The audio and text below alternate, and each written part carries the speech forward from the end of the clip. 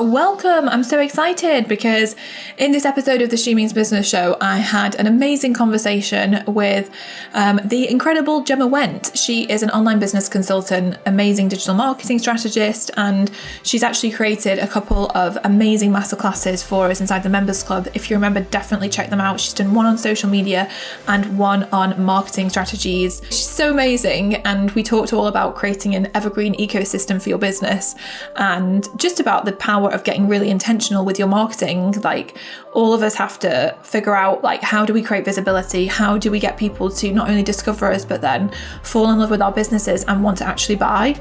So it was really exciting to have this conversation with her. This is a topic that I absolutely love. So I really hope that you enjoy this. You are watching the She Means Business show with me, Carrie Green. I'm the founder of the Female Entrepreneur Association and the author of the best-selling book, She Means Business. And every single week, I'm going to be talking with you about how you can turn your ideas into a wildly successful business and actually live the life of your dreams. You can do this, and I'm so excited to show you how. So let's get started.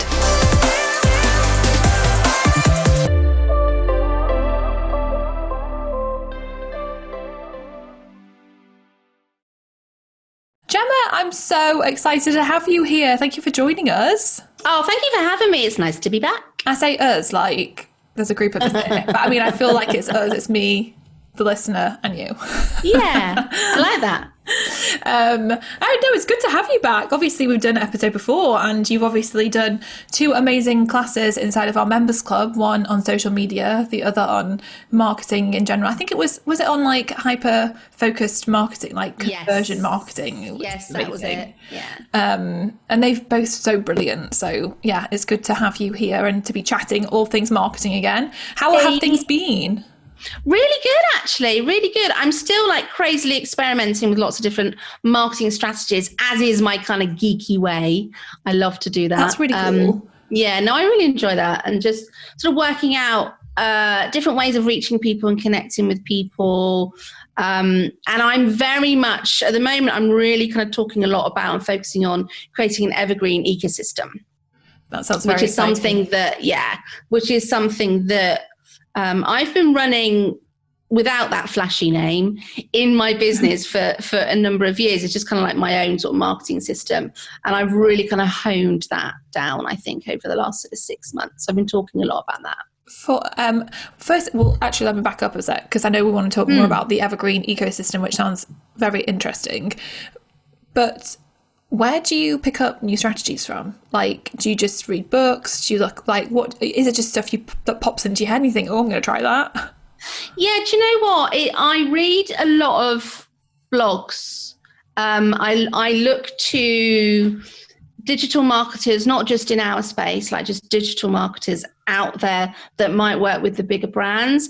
Like I'm ex-agency, so I was director of social media at two big agencies in London, and I still look to the big creative agency world to see what they're doing, because they're normally ahead of the trends and they're trying something out that's a little bit different. So I look to see what they're doing, and I read blogs to see what the new kind of stuff is. And then what I love to do is kind of take that big brand creative thinking and then see if I can distill that into something that works in smaller business online. Yeah. So it's really from that I get the inspiration, and I think about how I can turn that into something that's workable in small business. Do you have any favorite blogs that you like to read?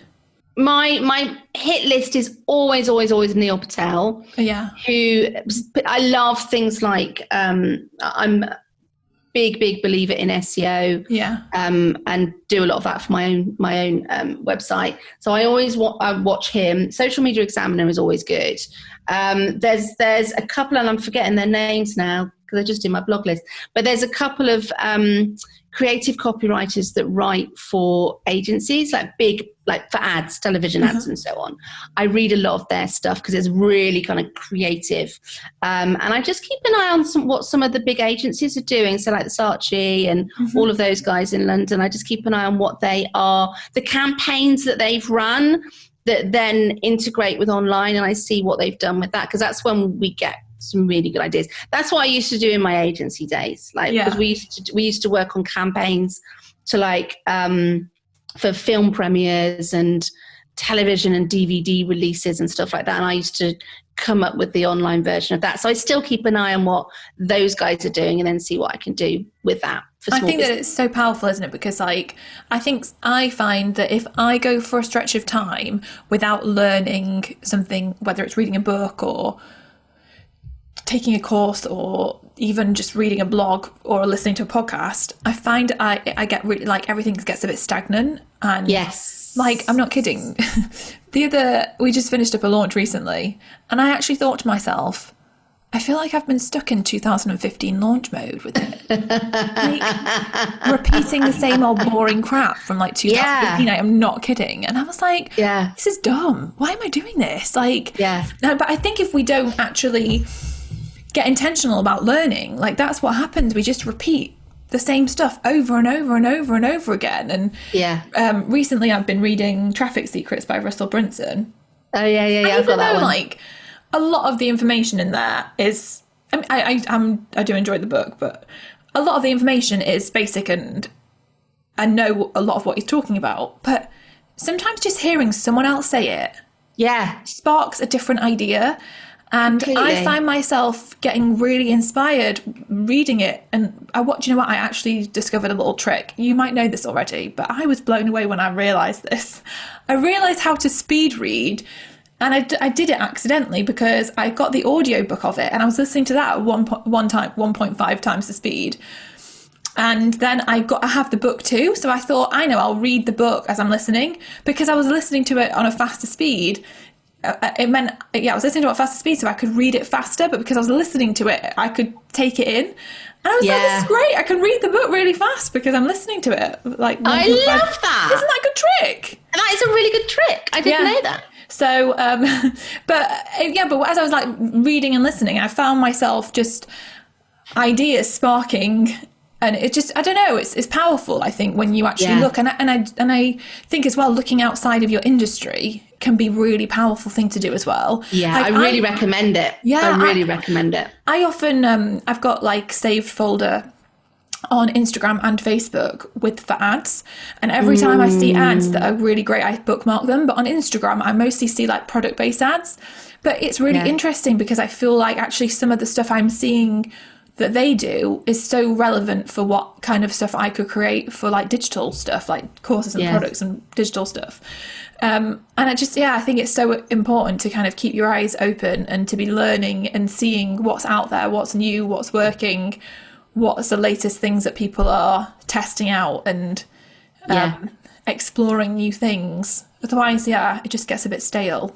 Yeah, it really does. And the thing is, I'm a real creative, and so I get bored if I'm doing the same thing all the time. So I kind of need that creativity within my marketing and with the stuff that I'm doing with my business to get excited about it again. So I need that little bit of injection of creativity.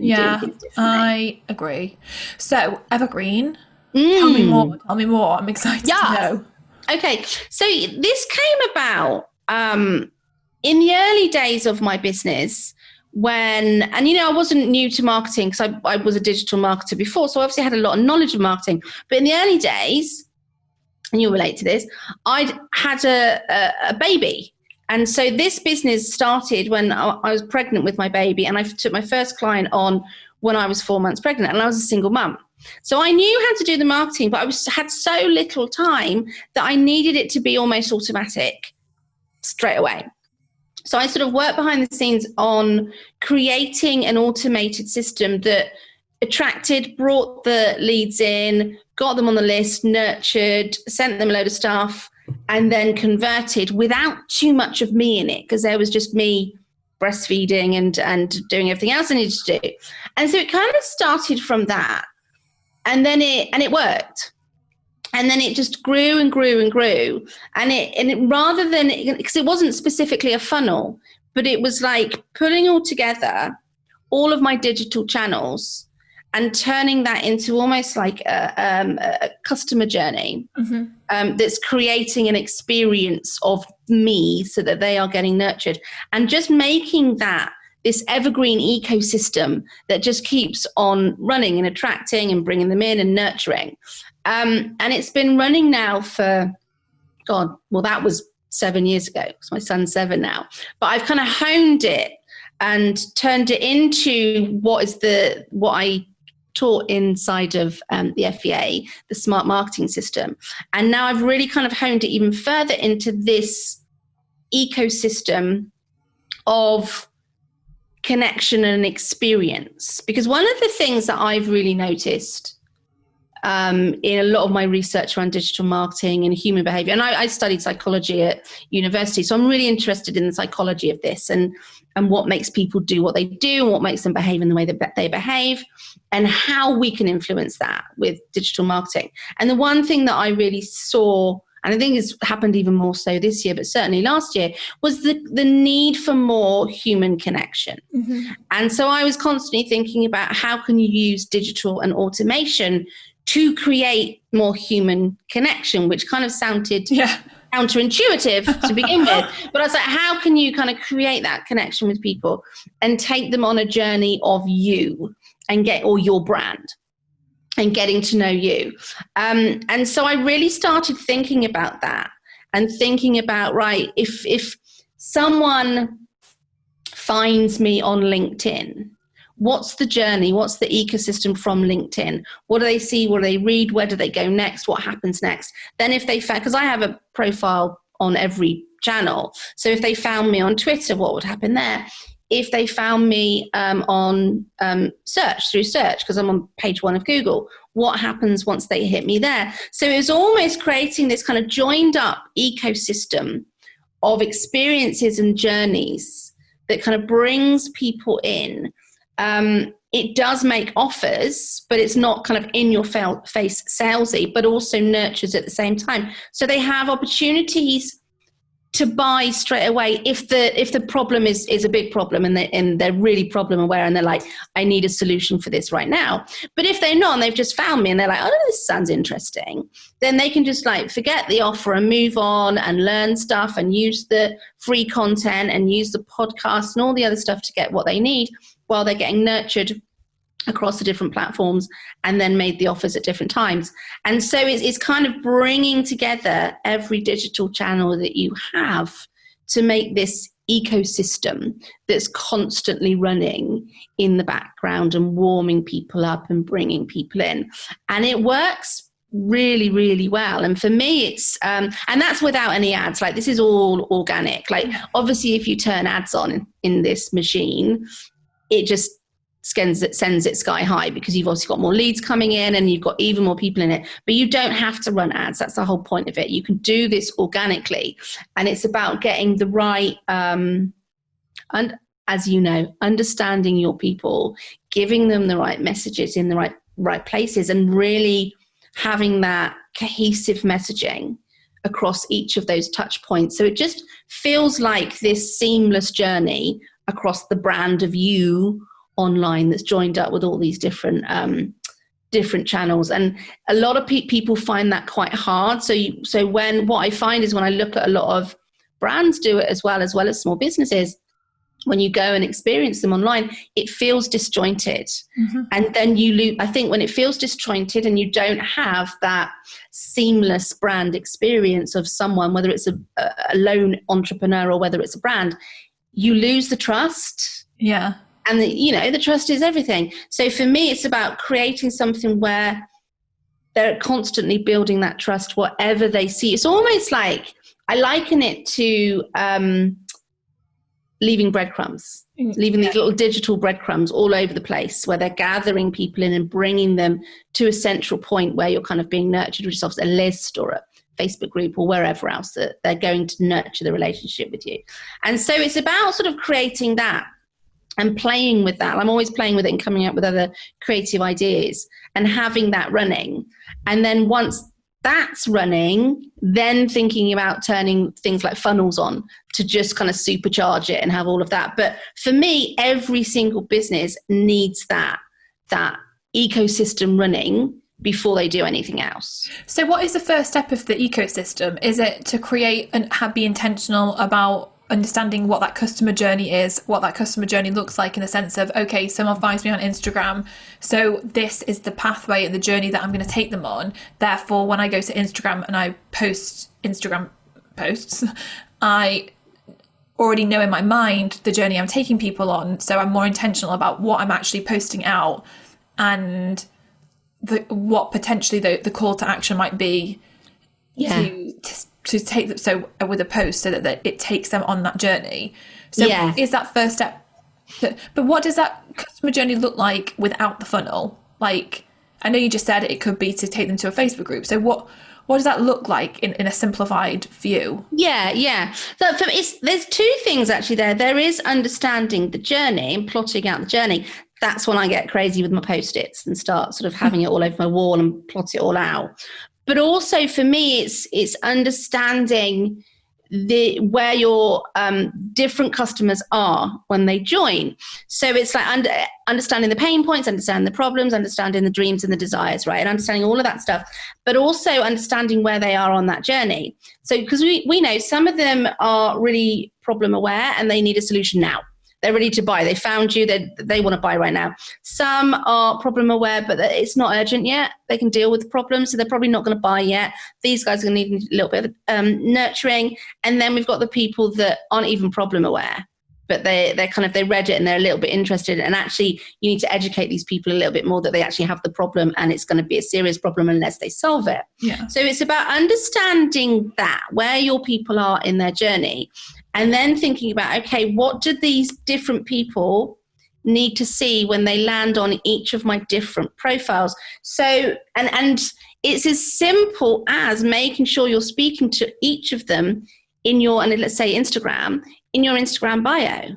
And then when you click through to the Instagram bio and you go to Linktree or you go to a page on your website, I've just got a page on my website that has my latest links, that takes them up to the places that you want to take them. So for the people that they really want a solution right now, they can buy, like go here to buy the thing, go and get the solution here. The other guys that need a little bit of nurturing, a little bit of education, go here to sign up for this lead magnet or go here to listen to my podcast and subscribe. And that happens on every single platform. And then the content, so each platform obviously has the bio, which is the asset, which is where you kind of really start to get to know them and create the relationship and give them what they need. And then the content within that platform is then matching what they need to take them on that journey. Yeah. And for me, what I tend to do is once that's all laid out, I map out my content with my sales targets. And it's almost like they become mini campaigns. So I work in sort of weekly sprints across the month. So I work out what I need to be selling. So if I'm selling sort of one thing in a month, promoting one thing, then I know all of the content needs to align with that. And that I need to talk to the different pain points in the different part of the journeys and then take them on the journey with the content.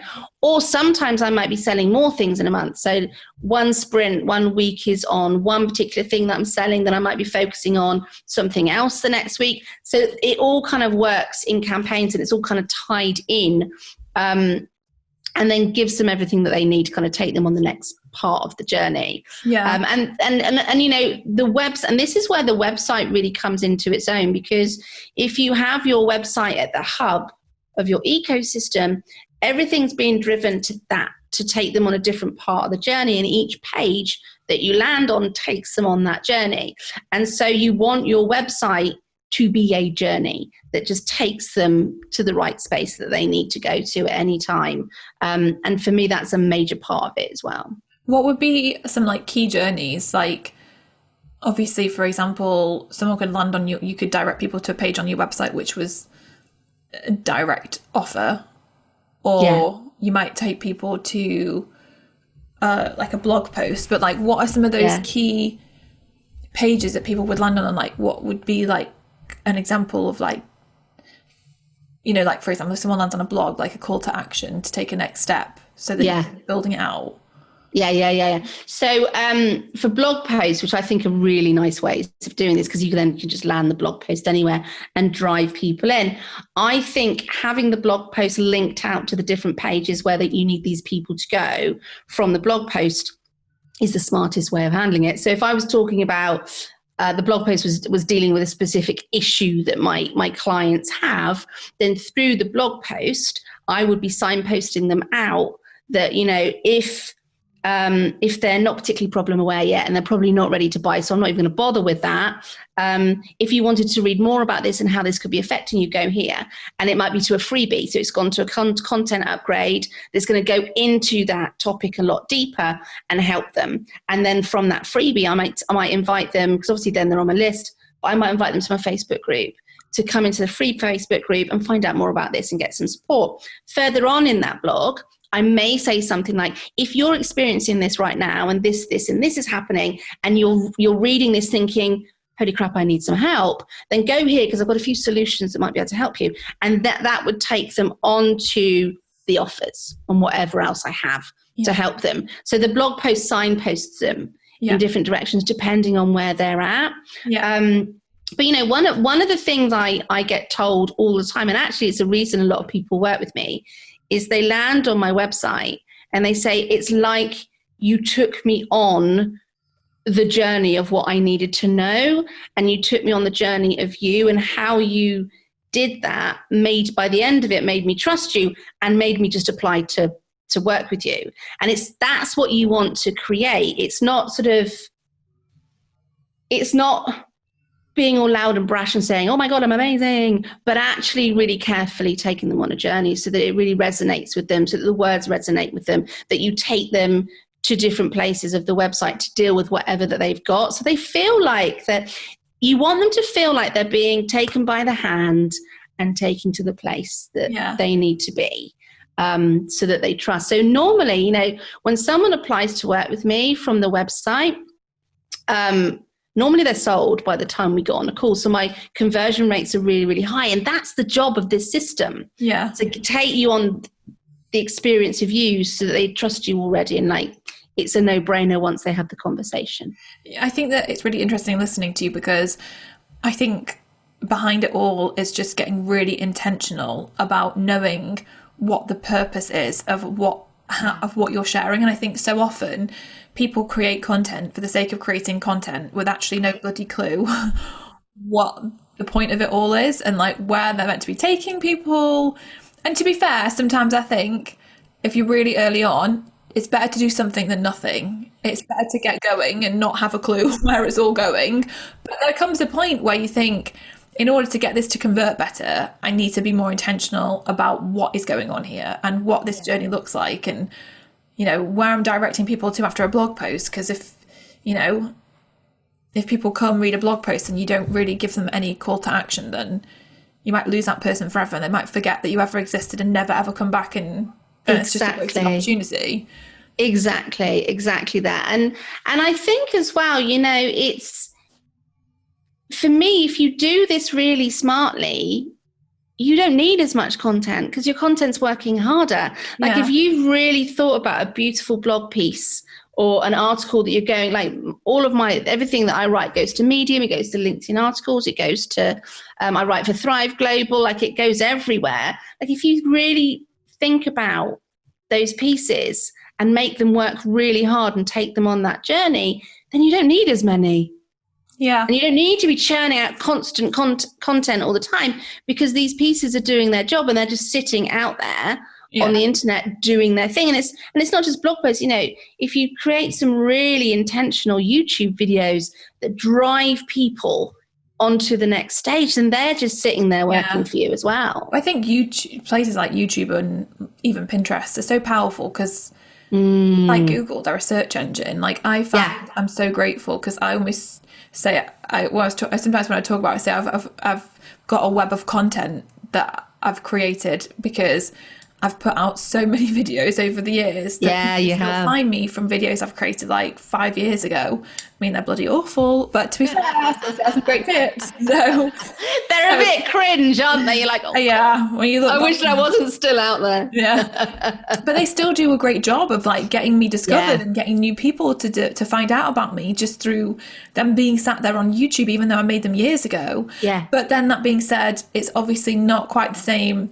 with Instagram, where it's so fast paced that you put something out last week and no one's really seeing that anymore. Well, like people do, but it's not the same because it's just a different strategy. So I guess that also comes down to looking at what platform you're going to really focus on to leverage the power of the internet and create visibility, and then I suppose adapting your strategies for that platform. Yeah, exactly. Because you don't have to be everywhere like I am. Like I'm everywhere because, you know, I used to have a digital marketing agency. That was my first business. So it's kind of my job to be everywhere and understand all the platforms. But for a system like this, you don't have to be everywhere. You can pick one or two key platforms and just do it really, really well. Yeah. I think that's the thing as well. I always say better to be really, really bloody good at one thing than a bit crap at everything.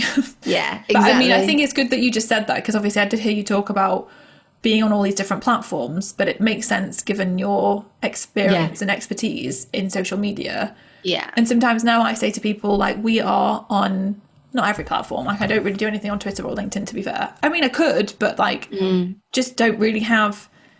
I really want to focus on certain platforms that I know are right now are getting us really great results. Yeah. But we do focus on more than one platform. And I say to people, when I started out, I just focused on Facebook and being amazing at Facebook, because I felt like that was helping me to grow and I could see the potential in it. I think people look at where someone else is at further down the line with potentially a bigger team and more experience, and then think that they need to do the same thing, and then and you crazy don't. and get overwhelmed. No, you absolutely don't. You know, I always recommend that you start with one platform and just go all in with that. But you can still build an ecosystem with that, right? So you can still have your social platform, and then you can have email, and then you can have different bits of content, and you can repurpose anything that you're creating. If you're doing video, you can put that in different places. So there's still ways of building out that ecosystem and driving people to your website, but just focusing on one social channel. Yeah. If there was one thing that you would say as a marketer, especially digital marketing, one of your biggest tips to create success and to create that conversion, what would it be? I think it's always been this for me, and I don't think it will ever change. It's search. It's optimizing for search. Because if you can get yourself to page one of Google, like half the battle's won, because they're looking for you. They are searching for a solution to their problem. So if you've optimized for the right keywords, then you are there on the top of Google. You're going to be one of the first people they contact, and they want a solution. Where everywhere else that you are sharing your stuff, so your content on Instagram, on Facebook, they're not there. They're not there with a reason to actually find a solution. So it's kind of a harder sell. You have to do more of the nurturing and get in front of them and all of that stuff. Whereas with search, like, they want it right away. They're looking for something right now. So for me, search will always be the top. And that has obviously has always been Google. But now, like you said, it's Pinterest. YouTube. It's YouTube. Right. So anything around search for me is always the top. So, I'm lucky I've been on the page one of Google for the last sort of 5 years for my key search term. And I get so much organic traffic. That's really good. Yeah, it's really good. To be fair, I get a lot of opportunities come through, a lot of media stuff, because we come up when someone types in like female entrepreneur, which was intentional, because I was like, what should I call this thing? And I thought, let's put some keywords in the domain name. I like it. Not that anyone can bloody spell Female Entrepreneur Association, the biggest mouthful, stupid name ever. But anyway, it does the trick sometimes. But yeah, I remember I was also talking to someone about Pinterest, and they use Pinterest a lot for marketing their business. And it's like people who are on Pinterest are often in the mindset to buy, because they're going to search for something because they want to buy something. So I remember when I was getting married, I was on Pinterest because I was searching for things to buy, or obviously a lot of people who sell printables and planners and digital stuff like that do really well on Pinterest. It's just a different mindset of the user. And like with YouTube, you're proactively searching for a solution for something or information on something. So it is a different mindset to just something popping up in your newsfeed on Instagram. Yeah, exactly. Like, I get sucked into so many ads on Instagram. Oh, me too. And I'm like a marketer, and I still can't say no. I saw something recently. It was for like fake tan. I was like, I keep thinking about, like, literally I've been thinking about all day about buying this fake tan. I'm like, well, I don't even need more fake tan. I've got about 50 million bottles of fake tan. I don't even have time to fake tan. I'm like, what am I even thinking? And I was like, well, I'm having my baby soon. It'd be nice to be a little bit brown when the baby comes out, but as if. Well, I'm crap at fake tanning anyway. But anyway, it's just because his bloody adverts sucked me in. I know, they do. Fake tan brush. They do. Yeah. They work. I bookmark them all though, because I'm like, right, I'm going to try this strategy. I'm going to try this strategy. The amount of stuff I've nearly bought from Instagram ads and actually have bought from Instagram ads. It's funny, actually, at the weekend I saw my brother and he'd bought my mum this candle. And I was like, wait a sec, did you see that from the Instagram ad? And he was like, yes. I was like, I bookmarked that Instagram ad. And it's this like candle, you might have seen it on Instagram. And it like, some of them are it comes with like a packet of seeds, so essentially once the candles burn you grow herbs or something in it. Oh, I have seen that. Yeah. And I was like, I saw it and I'm like, it's so beautifully done, they use beautiful like imagery, and like their website looks really nice and everything's so compelling. And I thought, how hilarious that my brother also saw the same ad and actually bought a candle from it. I love it. Sucked in completely. But like, I just think though that the internet is just unbelievably powerful. Like obviously millions of us and millions and millions and millions and millions of people on it using it, and it's just sometimes one of the questions I often get asked is like, what if my marketplace is saturated? And to be fair, like I remember in my first business, which was phone unlocking, fun times, but like at first we were like one of the only people doing it, and so the Google ads were cheap and there wasn't really any competition, so everyone was kind of coming to us. And then as the years went on, we got a lot more competition and the Google AdWords costs shot up, and then it became harder to make money from the AdWords because obviously it was cost per purchase was a lot higher. And it got to a point where it just felt, it's hard. I mean, that's a different type of business where it's phone unlocking. It's not like you distinguish yourself with a fancy story. I mean, you could. Yeah. But like, I do often say to people, like, you know, there's so much opportunity. I think very rarely could, in the online digital space that we live in, there be a situation where the market is too saturated for somebody to come into it and like share their own unique perspectives, their own unique story, and you know who they are, what they're about, what they stand for, and that essence that makes them them, and infuse that throughout the brand and the brand, you know, all that stuff. I just think there's so much potential and so many opportunities for people to create amazing amounts of success, and like it really blows my mind. Like I find it phenomenal what is possible, like especially like once you start to build up that audience and you start to put offers out there and you can send an email out and generate thousands and thousands. I think once people start getting traction, like the opportunities are amazing. Yeah. And I think you're right. You know, there is space for everyone. Yeah. Because people, you know, even if someone's offering exactly the same as you, people connect with people that they really align with. Yeah. That their values align. They just have that connection. Exactly. And there's plenty of space for everyone. Yeah, I think so. It's phenomenal. Well, thank you so much for coming and sharing your evergreen ecosystem. I really liked it.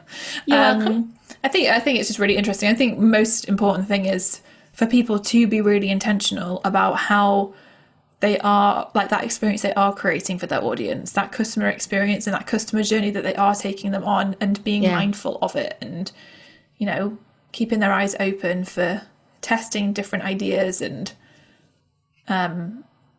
looking at like, where am I actually, what is the point of this? Like, what is the purpose of this post? Or, you know, and I suppose as long as we can do that, we can create something so successful. So thank you very much for coming and sharing that with us. You are very welcome. Thank you for having me on. Where is the best place for people to go and check you out, find out more about you? They can go to my website, gemmawent.co.uk. That's easy. Well, thank you. And I hope you have enjoyed listening to this episode. Definitely head over to the website and leave a comment and share what your biggest takeaway was from it. Go to femaleentrepreneurassociation.com/Gemma Went, and all of the show notes and all the links and all that good stuff will be over there. Definitely check out Gemma's masterclasses. Yes. 2 of them, social media and the other digital marketing one. You'll find them under Phase 3, The Hustler, which is our marketing and visibility section of masterclasses. So definitely go and check those out.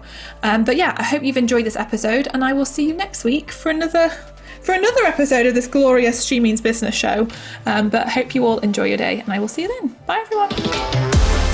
I hope you loved this week's episode of the She Means Business show. If you want more help and support to build a wildly successful business, then join hundreds of thousands of women and become an FEA insider. You'll get access to some of our amazing freebies, to our bonuses, to our giveaways, to so much good stuff. Head over to femaleentrepreneurassociation.com/insider to get all of the goodness. And I will see you next week for another episode of the She Means Business show.